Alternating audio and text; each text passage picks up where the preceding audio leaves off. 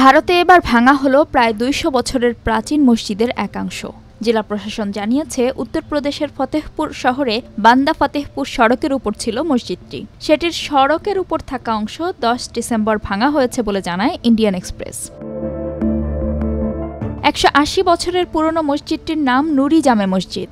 জেলা প্রশাসন জানায়, সড়কের উপর নির্মিত অংশ ভাঙার আগে নোটিশ দেওয়া হয়েছিল মসজিদ কমিটিকে। নির্ধারিত সময় পার হলেও কমিটি কোনো পদক্ষেপ নেয়নি। তবে গণপূর্ত বিভাগ এমন এক সময় মসজিদটি ভেঙেছে যখন বিষয়টি সুরাহার জন্য এলাহাবাদ হাইকোর্টের দ্বারস্থ হয়েছে মসজিদ কমিটি।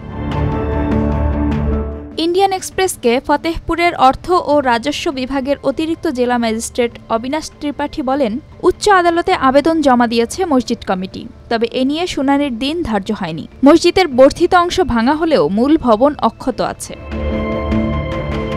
ত্রিপাঠী আরও জানান, সড়কের উপর নির্মিত কাঠামো সরাতে গত আগস্ট মাসে ১৩৯ জনকে নোটিশ দেয় গণপূর্ত বিভাগ পিডব্লিউডি। সেপ্টেম্বরেই সেসব কাঠামো সরিয়ে নেওয়া হয়।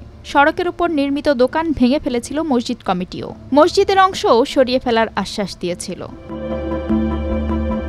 তবে তাৎক্ষণিকভাবে এ বিষয়ে মন্তব্য করেনি মসজিদ কমিটি।